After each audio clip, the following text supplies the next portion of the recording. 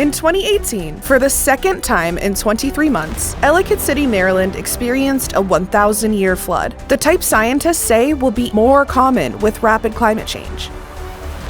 Howard County is now spending $228 million to bore an 18-foot diameter drainage tunnel through the bedrock under the city. The cost of climate change is no longer theoretical. Local dollars that could go to schools or fire departments or housing are right now going to cope with extreme rain, rising oceans, and longer, more intense heat waves in Maryland.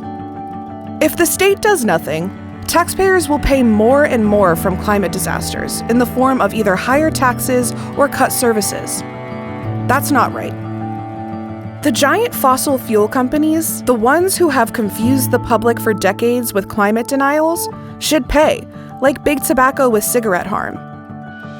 That's why Senator Chris Van Hollen has introduced federal legislation that would make polluters pay a fair share of climate costs.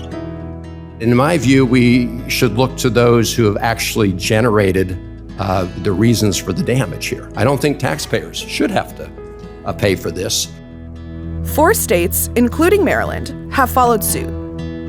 Maryland's state bill is called the Responding to Emergency Needs from Extreme Weather Act, or RENEW Act.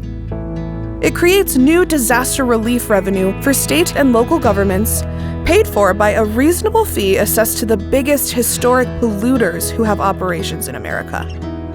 The pollution fee, which cannot be passed on to consumers, would generate $9 billion over 10 years for a wide variety of Maryland adaptation measures, including air conditioning in overheated schools, new drainage systems for flooded cities, sea level rise infrastructure in coastal areas, and recovering from disasters.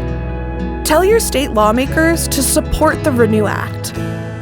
It's time for the companies who created the problem to pay, not overwhelmed local governments and suffering taxpayers.